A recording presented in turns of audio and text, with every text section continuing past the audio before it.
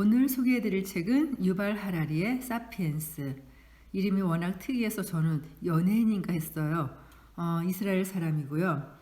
영국 옥스퍼드 대학교에서 중세 전쟁서로 박사학위를 받았고 현재는 예루살렘의 히브리 대학교에서 역사 교수로 재직 중이라네요. 인간 종의 역사를 크게 4가지 혁명으로 분석하는데요. 정말 대단해요. 그리고 책이 모두 600페이지가 넘는 분량이었는데 정말 너무 재밌고 여러 번 다시 보고 싶은 그런 책이었어요. 역사 교수님답게 매 역사적 순간에 대한 통찰력과 그것을 설명하는데 정말 심플하고 너무 이해가 잘 돼요. 어렴풋하게 알고 있었던 모든 내용들이 정말 명료하게 그렇게 해석되는 그런 기분을 느꼈어요. 먼저 한국의 독자들에게 보내는 서문으로 시작하겠습니다. 우리의 종의 역사를 이해하는 것은 중요한 일이다. 인간은 역사상 가장 중대한 결정을 내리려 하고 있기 때문이다. 그 결과에 따라 지구에 있는 생명체들의 진로는 전면적으로 바뀔 것이다. 생명은 40억 년 전 출현하여 자연 선택의 법칙에 지배를 받아왔다. 바이러스든 공룡이든 모두 자연 선택 법칙을 따르면서 진화했다. 아무리 이상하고 특이한 형태라도 생명은 언제나 유기체라는 한계에 묶여 있었다. 선인장이든 고래든 모두가 유기화합물로 만들어졌다.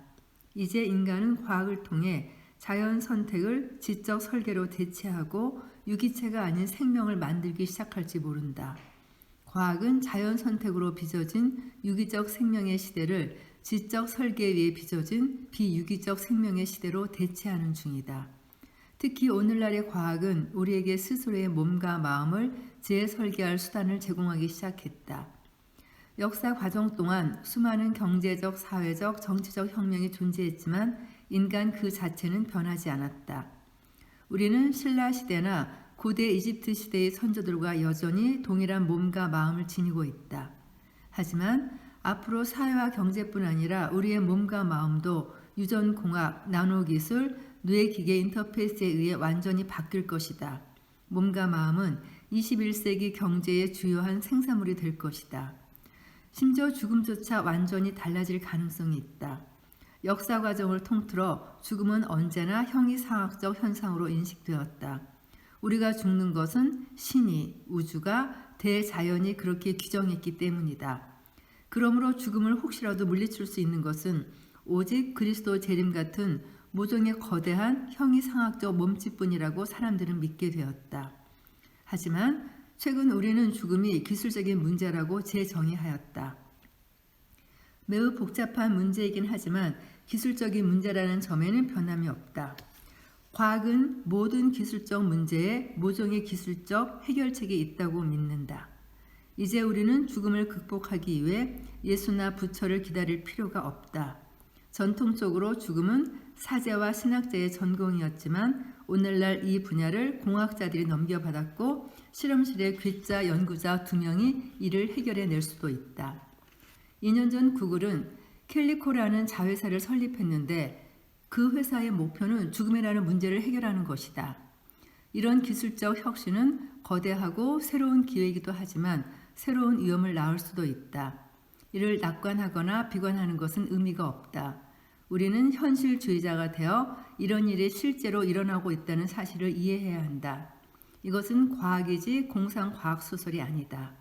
그리고 지금이야말로 우리가 이 문제에 대해 매우 심각하게 생각하기 시작해야 할 가장 적당한 시기다. 이와 비교한다면 각국의 정부나 시민들이 걱정하는 여타의 문제들은 아주 사소하다.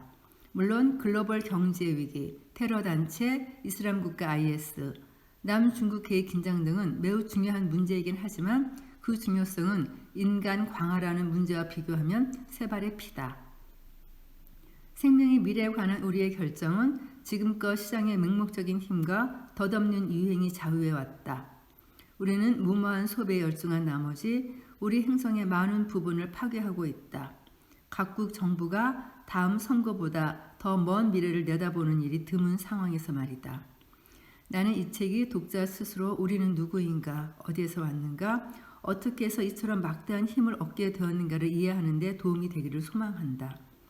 나는 또한 이 같은 이해 덕분에 생명의 미래에 대해 우리가 더 현명한 결정을 내릴 수 있기를 소망한다. 지난해 이 책은 전 세계에서 매우 호의적인 반응을 얻었다. 미국, 중국, 영국, 브라질, 멕시코, 대만을 포함한 20개국 이상에서 베스트셀러가 되었다. 나는 이 책이 성공한 이유를 진정한 필요에 답을 주기 때문이라고 믿는다. 우리는 글로벌한 세상에 살고 있지만 대부분의 책과 학교는 여전히 특정 문화나 국가의 국지적인 역사에 대해서만 이야기한다. 하지만 정확히 말하면 이 세상의 독립국가는 더 이상 존재하지 않는다. 우리 행성은 여전히 200여 개의 각기 다른 국가로 나뉘어 있지만 모든 국가가 동일하게 전 지구적인 경제적, 정치적, 문화적 힘에 의존하고 있다. 우리가 직면한 주된 문제들 역시 글로벌한 성격을 띠고 있다. 지구온난화로 기후가 급격히 바뀌면 어떤 일이 벌어질까? 직업시장에서 컴퓨터가 사람을 대체하고 대부분의 인간이 경제적으로 쓸모가 없어지면 어떤 일이 벌어질까? 바이오 기술의 혁신 덕분에 인간의 업그레이드가 가능해지고 가난한 자와 부자 간의 진정한 생물학적 격차가 생기면 어떤 일이 벌어질까? 이는 모든 인간이 직시할 필요가 있는 질문이며 이를 혼자 해결할 수 있는 나라는 없다. 나는 이 책이 한국 독자들에게 특별한 의미가 있으리라고 믿는다.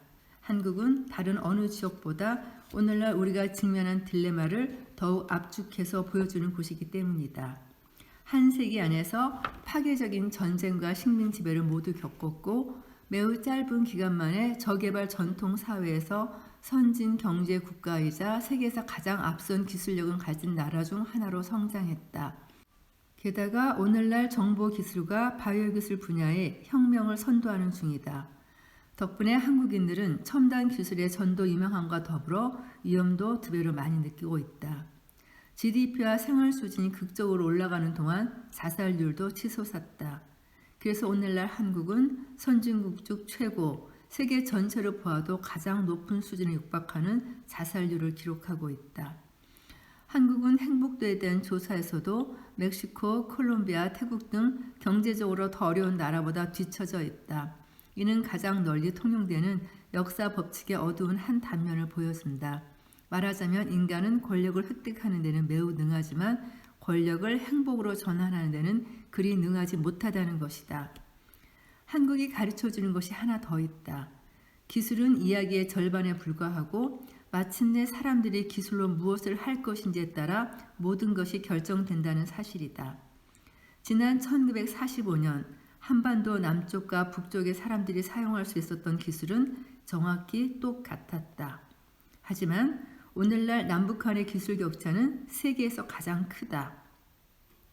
동일한 언어와 역사와 전통을 지닌 동일한 민족의 사람들이 거의 비슷한 기술을 사용해서 완전히 다른 사회를 건설한 것이다. 2015년 전 세계 모든 지역 사람들은 놀라운 신기술에 접근할 수단을 가지려 고군분투하고 있다. 하지만 이 기술은 우리에게 그것으로 무엇을 하라고 말하지 않는다. 유전공학, 인공지능, 그리고 나노기술을 이용해 천국을 건설할 수도 있고 지옥을 만들 수도 있다. 현명한 선택을 한다면 그 혜택은 무한할 것이지만 어리석은 선택을 한다면 인류는 멸종이라는 비용을 치르게 될 수도 있다. 현명한 선택을 할지의 여부는 우리 모두의 손에 달려있다. 2015년 11월 유발 노아 하라리. 특별히 한국의 독자들을 위한 서문이지만 이 책이 무엇을 말하고자 하는지를 알려주는 서문이어서 전문을 소개해드렸습니다. 이 책의 본문은 모두 4부로 되어 있는데요. 제1부는 인지혁명, 2부 농업혁명, 제3부 인류의 통합, 그리고 제4부 과학혁명입니다. 책의 내용이 길기도 하고 너무 중요해서 저는 이것을 모두 4개의 챕터로 나누어서 녹음을 요약해서 정리하려고 합니다. 오늘은 먼저 제1부 인지혁명을 시작하겠습니다. 약 140억 년 전 빅뱅이라는 사건이 일어나 물질과 에너지, 시간과 공간이 존재하게 되었다. 우주의 이런 근본적 특징을 다루는 이야기를 우리는 물리학이라고 부른다. 물질과 에너지는 등장한 지 30만 년 후에 원자라 불리는 복잡한 구조를 형성하기 시작했다. 원자는 모여서 분자가 되었다. 원자, 분자, 그리고 그 상호작용에 관한 이야기를 우리는 화학이라고 부른다. 약 40억 년 전 지구라는 행성에 모종의 분자들이 결합해 특별히 크고 복잡한 구조를 만들었다. 생물이 탄생한 것이다. 그리고 약 7만 년 전 호모 사피엔스 종에 속하는 생명체가 좀 더 정교한 구조를 만들기 시작했다. 문화가 출현한 것이다. 그 후 인류 문화가 발전해온 과정을 우리는 역사라고 부른다. 역사의 진로를 형성한 것은 세계혁명이었다. 약 7만 년 전 일어난 인지혁명은 역사의 시작을 알렸다. 약 12,000년 전 발생한 농업혁명은 역사의 진전 속도를 빠르게 했다. 과학혁명이 시작한 것은 불과 500년 전이다. 이들 세 혁명은 인간과 그 이후 생명체에게 어떤 영향을 끼쳤을까? 그것이 이 책의 주제다. 생물학자들은 생물을 종으로 분류한다.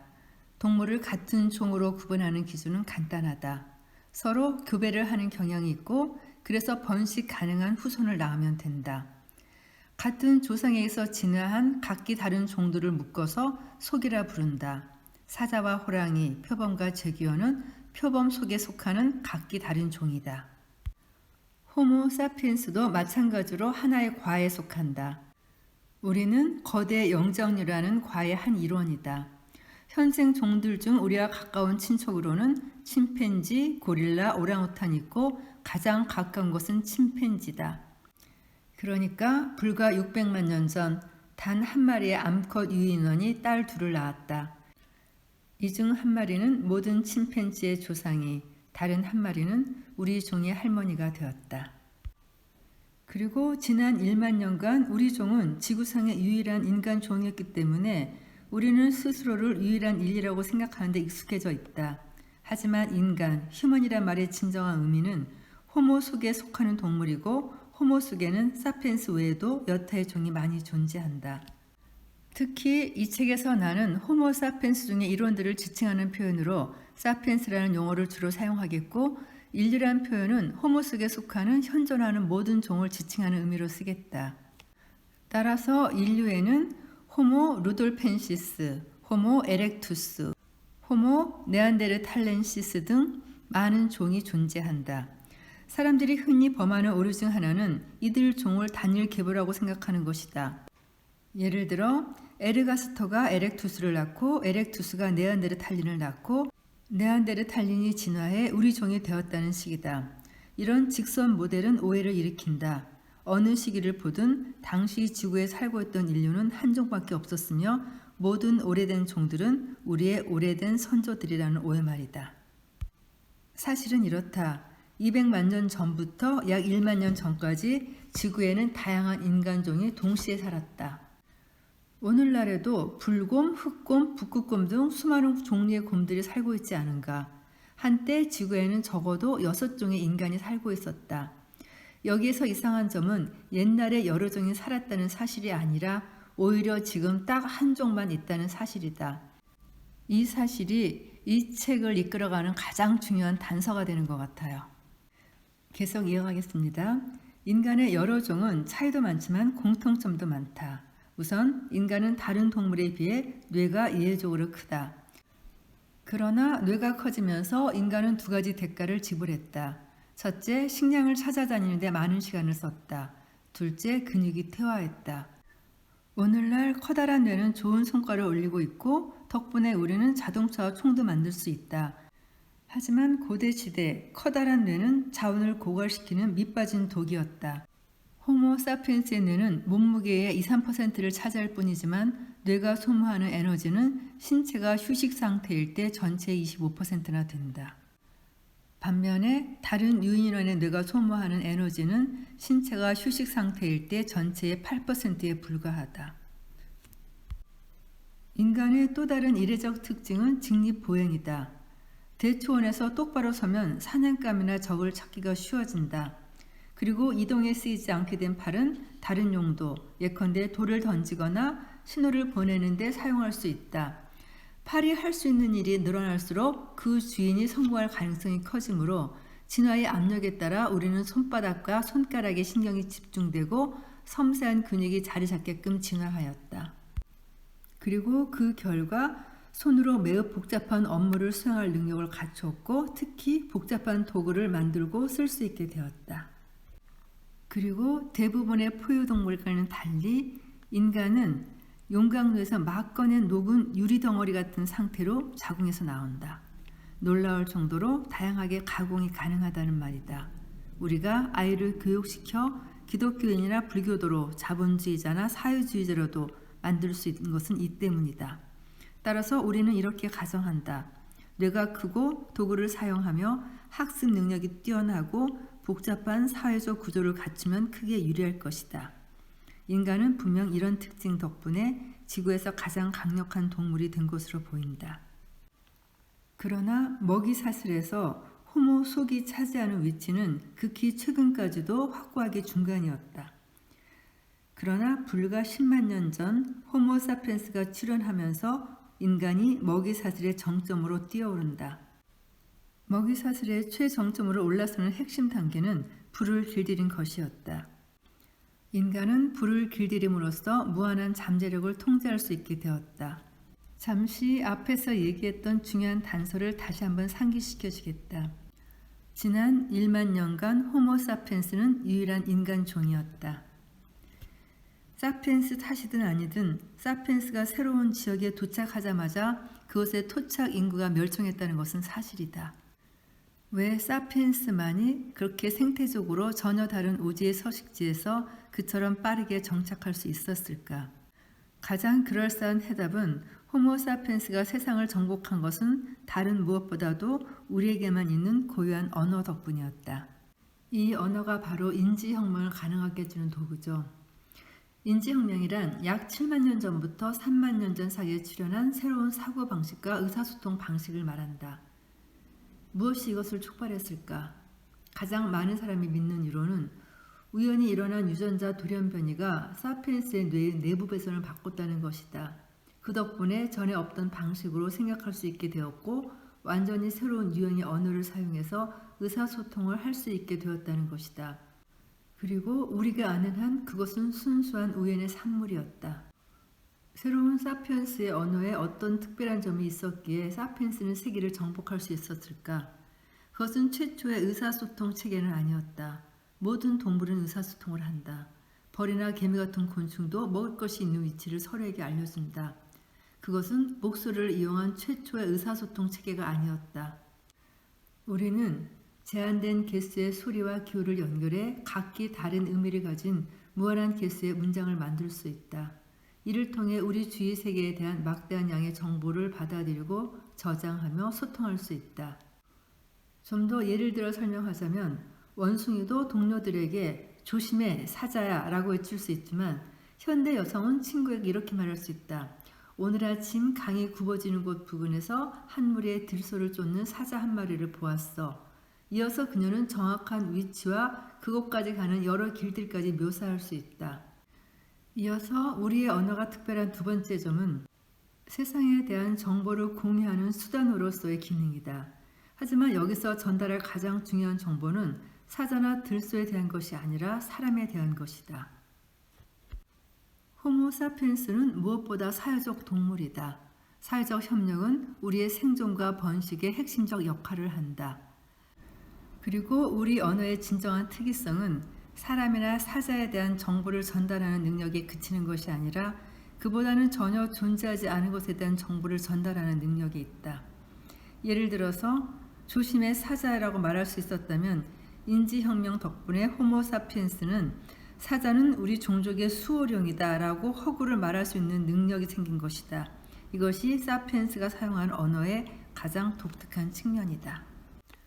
이렇게 허구를 말할 수 있는 덕분에 우리는 단순한 상상을 넘어서 집단적으로 상상할 수 있게 되었다.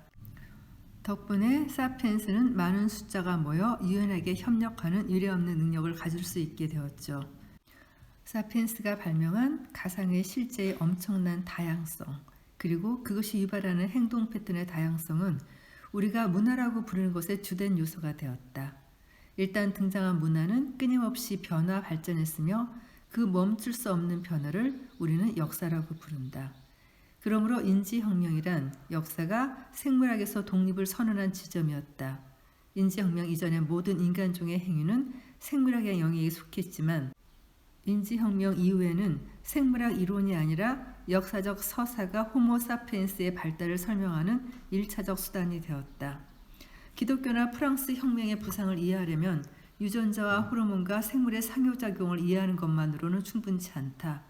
개념과 이미지와 환상이 벌이는 상호작용 역시 고려해야 한다. 물론 우리에게는 도구를 제작하고 사용하는 능력 같은 다른 기술도 필요했다. 하지만 수많은 사람들과 협력하는 능력이 함께하지 않는다면 도구 제작 그 자체는 그다지 중요하지 않다. 우리와 침팬지의 진정한 차이는 수많은 개인과 가족과 집단을 결속하는 가공의 접착제에 있다. 이 접착제는 인간을 창조의 대가로 만들었다. 이제 인간의 본성과 역사와 심리를 이해하기 위해 수렵 채집인의 조상들의 머릿속으로 들어가 보자. 우리 종은 존속 기간의 거의 대부분을 수렵 채집인으로 살았다.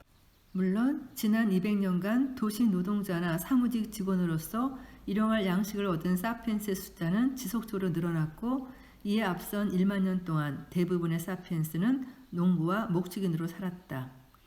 오늘날 번성하는 진화 심리학에 따르면 현대인의 사회적, 심리적 특성 중 많은 부분이 이처럼 농경을 시작하기 전에 기나긴 시대에 형성되었다. 심지어 오늘날에도 우리의 뇌와 마음은 수렵 채집 생활에 적응해 있다고 이 분야 학자들은 주장한다. 수렵 채집인이 삶을 영위하는 방식은 지역마다 계절마다 크게 달랐지만 대체로 이들은 그 후손인 농부, 양치기, 노동자, 삼원 대부분에 비해서 훨씬 더 안락하고 보람있는 생활을 영위한 것으로 보인다. 오늘날 풍요의 사회에 사는 사람들은 일주일에 평균 40에서 45시간 일하며 개발도상국에선 평균 60시간, 심지어 80시간씩 일한다. 이에 비해 지구상의 가장 척박한 곳에서 살아가는 수렵 채집인 예컨대 칼라하리 사막 사람들은 주 평균 35에서 45시간밖에 일하지 않는다. 칼라하리보다 더욱 풍요로운 지역에 살았던 고대 수렵 채집인들은 식량과 원재자를 획득하는 데 이보다 더 적은 시간을 썼을 것이다. 수렵 채집인은 굶어 죽거나 영양실조에 걸리지 않았는데 이들의 성공 비결은 다양한 식단에 있었다. 농부는 매우 제한된 종류의 식품을 먹으며 불균형인 식사를 한다. 이에 비해 고대의 수렵 채집인은 수십 가지의 다양한 식품을 규칙적으로 먹었다. 아침에 각종 베리와 버섯, 점심에 과일 및 달팽이와 거북, 저녁에는 토끼 스테이크에 야생 양파를 곁들여 먹었을 것이다. 이처럼 다양한 식품은 고대 수렵 채집인이 필요로 하는 영양소를 확실하게 섭취하게 해주었다. 또한 고대 수렵 채집인은 전염병의 영향도 덜 받았다.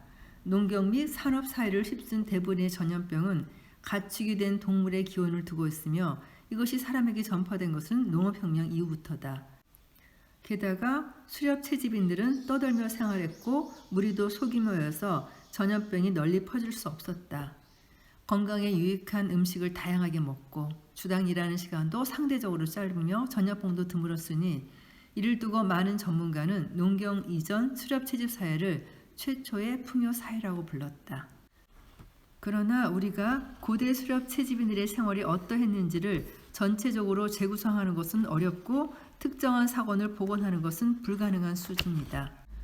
우리는 고대 수렵 채집인들이 무엇을 믿었는지 어떤 정치적 드라마를 겪었는지는 결코 알아낼 수 없을 것이다. 하지만 질문을 하는 것은 매우 중요하다. 그렇지 않다면 우리는 인류 역사의 6만에서 7만 년을 그 시기에 살았던 인류는 중요한 일이라고는 전혀 하지 않았다라는 핑계로 일축하고 싶어질 것이다. 하지만 사실 그들은 중요한 일을 많이 행했다.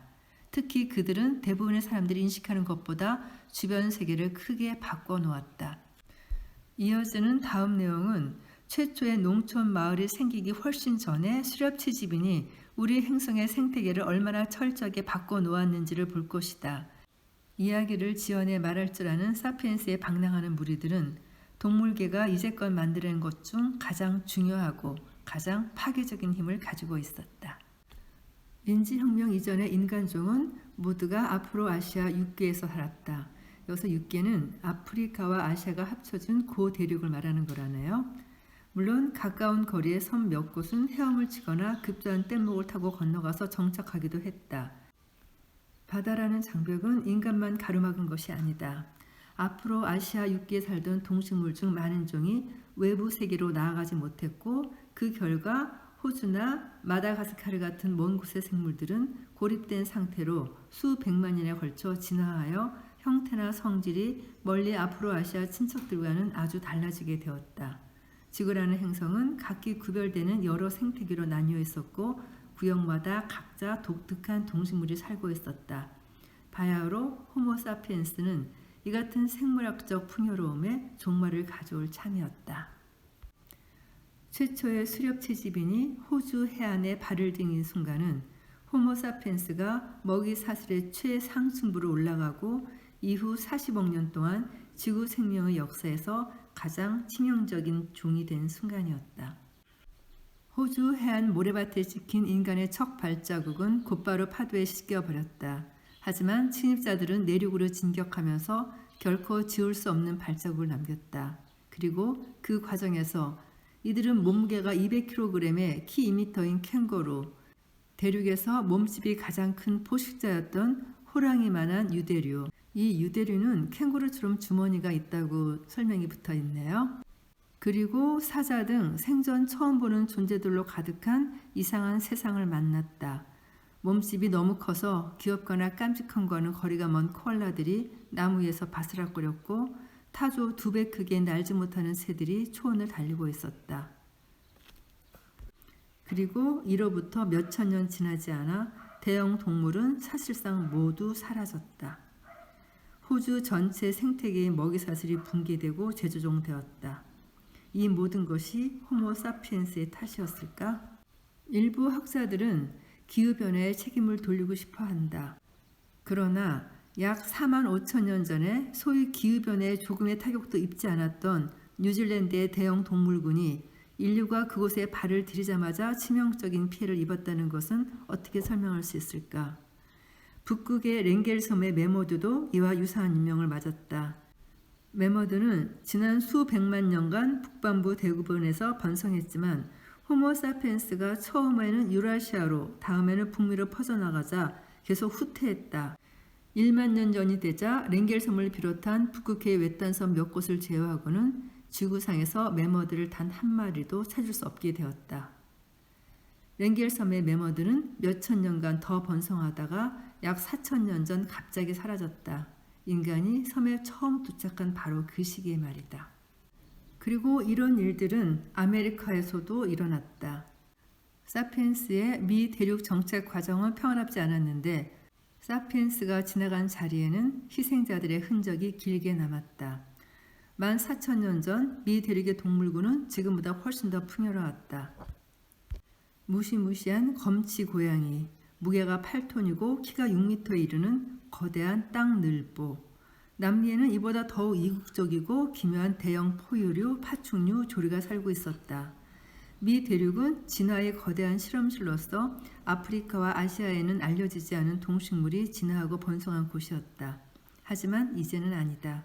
사피엔스가 도착한 지 2000년이 지나지 않아 이들 유의무이한 종 대부분이 사라졌다. 호모사피엔스는 바퀴, 문자, 금속 도구를 발명하기 한참 전부터 지구 대형 동물의 절반가량을 멸종으로 몰아갔다. 이런 생태적 재앙은 농업혁명 이후에도 규모만 작아졌을 뿐 수없이 재현되었다. 우리가 조사해본 섬마다 고고학적 기록은 늘 똑같은 슬픈 이야기를 전한다. 대서양, 인도양, 북극해 지중해에 흩뿌려진 수천 개의 섬 거의 모두에서 이와 유사한 생태적 재앙이 발생했다. 고고학자들은 가장 작은 섬들에서도 수없이 많은 세대에 걸쳐 그곳에 살고 있던 새, 곤충, 달팽이들이 인간 농부가 첫발을 들이면서 멸종해 버렸다는 증거를 발견했다. 극히 멀리 떨어진 섬 몇 개만이 현대에 이르기까지 인간의 주목을 피할 수 있었고 그런 섬들의 동물군은 제 모습을 고스란히 지켰다. 유명한 사례를 들자면 갈라파고스 제도가 있다.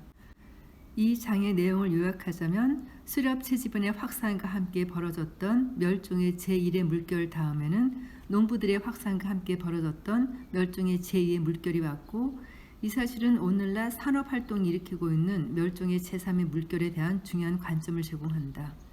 우리 조상들이 자연과 더불어 조화롭게 살았다는 급진적 환경보호운동가의 말은 믿지 마라. 산업혁명 훨씬 이전부터 호모사피엔스는 모든 생물들을 가장 많은 동물과 식물을 멸종으로 몰아넣은 기록을 보유하고 있다. 우리는 생물학의 연대기에서 단연코 가장 치명적인 종이라는 불명예를 갖고 있다. 만일 좀 더 많은 사람들이 멸종의 제1물결과 제2의 물결에 대해 안다면 스스로가 책임 있는 제3의 물결에 대해서 덜 초연한 태도를 보일 것이다. 만일 우리가 이미 얼마나 많은 종을 절멸시켰는지 안다면 아직 살아남은 종들을 보호하려는 의욕이 좀 더 생길 것이다. 이것은 특히 바다의 대형 동물들에게 유효한 문제다. 바다의 대형 동물들은 육지의 대형 동물들에 비해 인지혁명과 농업혁명의 피해를 상대적으로 덜 받았다. 하지만 오늘날 많은 종이 산업공해와 인간의 해양자원 남용 탓에 멸종의 기로에 서 있다. 사태가 현재와 같은 속도로 진행된다면 고래, 상어, 참치, 돌고래는 디프로토돈, 땅늘보, 메모대의 선례를 따라 망각 속으로 사라질 것이다. 세상의 대형 동물 중 인간이 초래한 대홍수에서 살아남은 것은 오직 인간 자신과 노아의 방주에서 노예선의 노자비들로 노동하는 가축들일 뿐일 것이다. 제1부 인지혁명에 대한 내용을 마쳤습니다. 정말 우리가 지금까지 알고 있던 것과는 너무 다른 주장을 엄청 설득력 있게 하고 있어요.